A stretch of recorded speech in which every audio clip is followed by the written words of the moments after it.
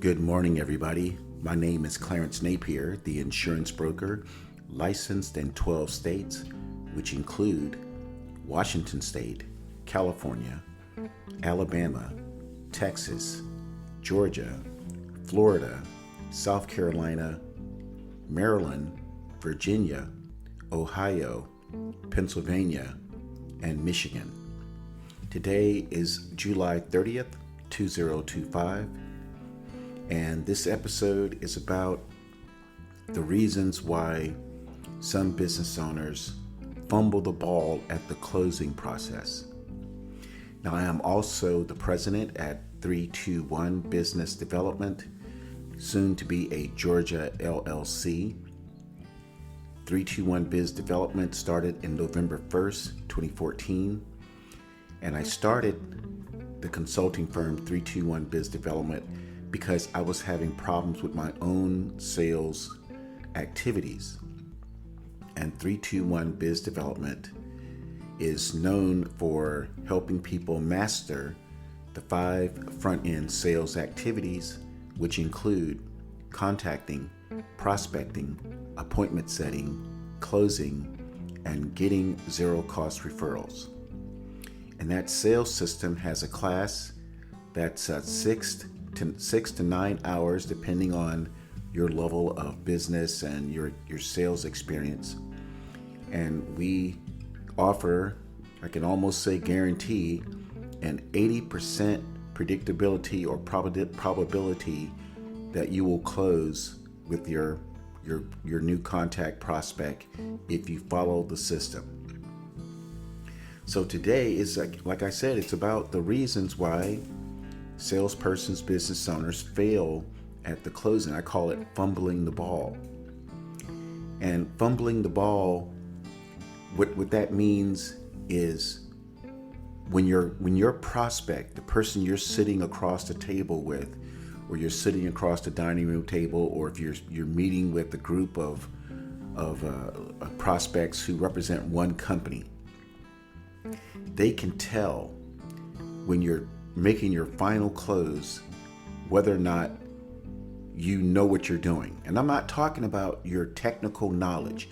I'm not talking about your knowledge of law, your knowledge of accounting, of dentistry, of medicine, of real estate, of insurance, financial services, your knowledge of how to lay tile, how to fix a plumbing situation, or how to wire a house. We're not talking about your technical knowledge. It's a given that if you went to school for 2 years, 4 years for a vocational technical education, or you went to school for 6 years, 8 years, 10 years, 12 years for a specialty, a certificate and college education, it's a given that you know that. But today's buyers who are buying big ticket items, starting at $1,000 and up, they can tell if you are comfortable selling your own stuff. And that's what I'm talking about. You see, when you're selling a big ticket item, it's not just you're selling the product or service for its technical specifications or the prognosis that the end result will be what the customer expects. That's not all of the sale mindset in the eyes of the prospect, your potential client. What they're looking for is your sales system going to make them feel good about the purchase? I know that sounds kind of maybe strange to some. Some of you will agree with me. I know, because I've heard it in some of the classes that I've conducted. Some of you are saying, yeah, Clarence is right. Because some of you, business owners and salespeople, you have met with people and you have done all the work. You have explained your product or service to the T. And some of those prospects did not become clients. They said things like, no, or let me think about it, or I have to check with my spouse, or I will see if I can find a better price. All of those are signs. All those things I just mentioned, those are signs that that person that you met with did not feel comfortable about you. They, like I said, they know that you know what you know. But when people pay $1,000, $5,000, $10,000, part of that price that they're paying has a component of, do I feel good about this purchase? And the reason why I know that is through personal experience. But if you want more than that, just look up, if you have access to university libraries where PhDs write papers on consumer behavior. These consumer behavior studies, one after another. You can go to Cornell, you can go to NYU, you can go to Stanford, you can go to UCLA, you can go to University of Florida, you can go to Iowa, Michigan, Washington, University of Washington, Berkeley, go Cal Bears, my former school. You can look up these papers, and one after another PhD who wrote their paper and received their PhD on this topic. They all say that when the ticket price is high, consumers have a certain expectation to feel good about what they're buying. And again, these PhDs that wrote these papers, they didn't just write the paper and say, here, PhD board, this is my paper. No, they had to supply data, which means they had to research. Some had to go out and talk to people. And that's what I did. So when I read these PhD papers and I was writing 321 Biz Dev, the sales system, over 18 months and 8,000 hours, I went back to the streets just to validate the PhD information. So I would purposely, as an example, talk too much at meetings, and I would have people, I would say, hey, let me ask you a question. Let me try something on you. This is not real, but let me try something on you. So I would go through this like contacting and prospecting thing, and I would make all the mistakes that the PhDs wrote about. And then I would say, let me just talk to you. Let me tell you about my product, but this is not real, but just tell me how you feel after I do it this certain way. And one after another, the prospects, and these are like fake, they're not real customers. They were people I would meet, and I say, hey, let me, borrow 5 minutes of your time. I'll buy you some coffee. I'll buy you a pastry. Just tell me how you feel about what I'm about to say and how I treat you. And one after another said that they didn't feel good about the way I approached them.